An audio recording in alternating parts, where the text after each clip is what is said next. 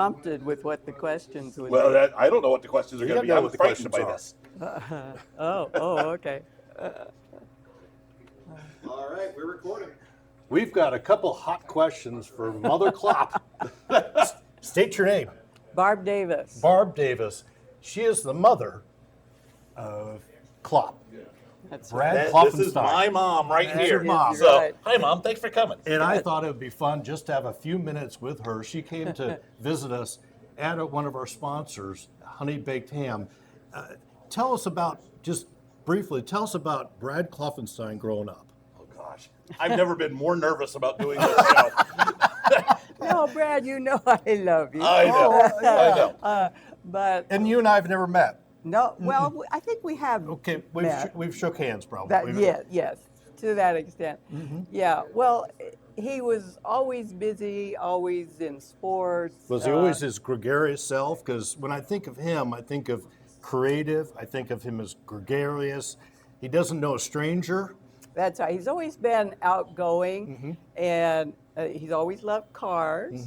Yes. Yes, and Did he cut school, or did he had too many women? No. Or Actually, funny, I would cut school, but only with their permission. and he always loved sports. To Purdue, of course, but of course. yes. And where did you grow up? I grew up in Benton County and then White County, so on a farm. And, What did you do? What kind of farming? Was it corn or what was it? we mostly grain, but Grain? we did have some livestock. We had our own milk cows. We had our own pork, just to butcher, and we had chickens, of course. Went to a very small township school, Pine Township in Benton County. There's no town there, and it actually closed just a year or two after I left. And a funny story is my older sister was in a class of only two. Oh my Only goodness! two. Yes, So she was salutatorian, but in the lower half of her class. that's right. And she probably doesn't appreciate me telling that story, but anyway, that was always how we had to put it. But, yeah, salutatorian. Was the teacher good? Yes, we actually had some good teachers, I think. And of course, not all the classes were that small, but it was a small school. They had, first and second grade were in one room together, third and fourth, fifth and sixth. Those were in the downstairs, and then upstairs, junior high and high school, shared all the rooms in the upstairs part of the school. This is Klop. This is why we do this. I love stories, and Merit in the Morning tells a lot of stories. Yeah. And I'm just so glad you stopped by today to watch our broadcast with Donald Rainwater. But I don't think we can ever lose sight of the fact that as I said on the broadcast, we're 300 cities and towns, and Indiana is built on goodness and on neighborly behavior, and it's a great place to grow up and live in. And I'm just so glad. Ask your mom a question that you don't know the answer to. Oh my God! Now, see, I wanted her to tell the story. So they grew up really in the middle of where all the windmills are. White County. White County. So, but it was pre-interstate and really kind of pre-telephone almost. But Mom has told the story on they never knew when this was going to happen. It always happened August, September. It was never the same person twice. But when the peach truck would come in. Oh, yes. And, to this day, I'm not really quite sure who was doing this.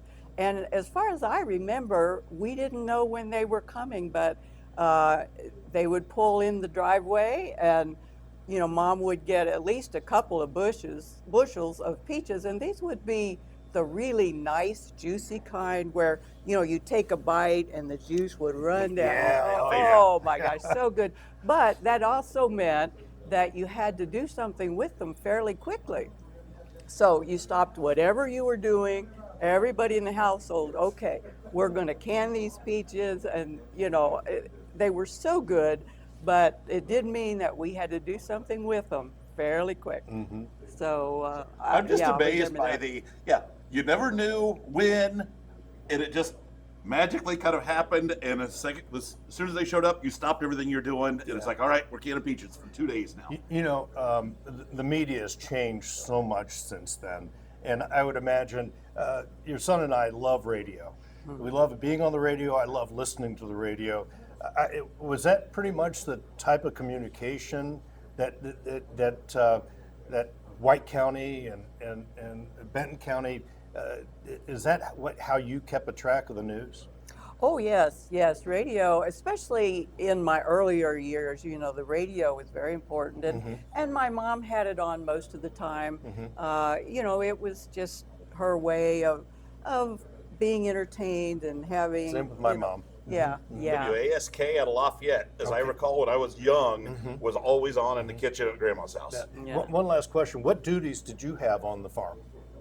Well, because I had an older brother and sister, they tended to be the ones that would help my dad outside. So I was more mom's helper inside. And I do remember churning butter because we did have our own milk cows. And so we had this separator, where we would separate the cream out.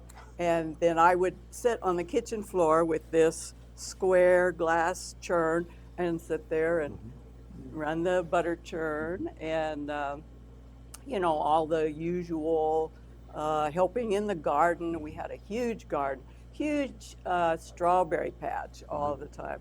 And so all spring and summer was taken up with helping in the garden and then doing the canning, then washing dishes, doing laundry. Right. We of course had a clothesline, hung the clothes out on the line.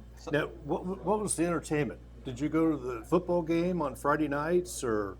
Well, this little school didn't have a football Yeah, team, yeah. of course. Still had 3 players. Yeah. Maybe. I mean, but basketball was huge during that period, and in these small farming communities, basketball was the thing.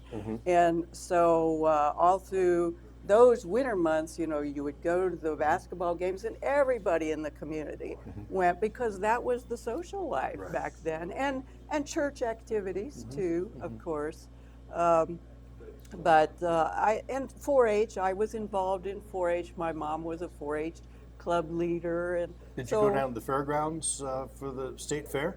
some. The county fair, of course, was big. But yeah, especially since my mom was a 4-H leader, we would go down to the state fair too. So 4-H in the summer, basketball in the winter. Yeah. Now, there was one other thing. You've told me the story. Your first house did not have indoor plumbing.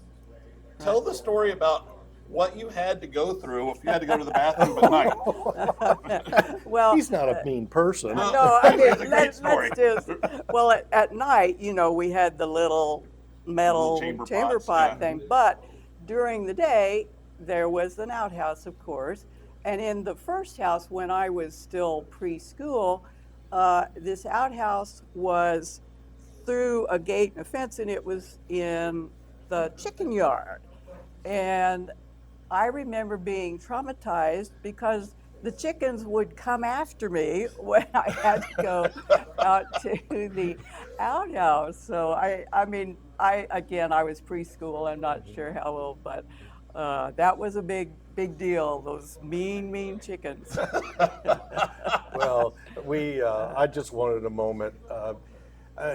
Mayor in the Morning is really based on stories, and sometimes we get way too serious, and I'm just glad that we were able to force you on here and ask you some questions about your life and about Klop's life. And Mother Klop did not disappoint today. Brad's mother, thank you very much. We appreciate it. Well, thank you. Thank you, Jim, for doing this. This is a surprise to both of us. Yeah. I've thoroughly enjoyed it. Yeah, Yeah, it's been great. Thank you all for watching. Who knows? We might do this again with somebody else. Yes.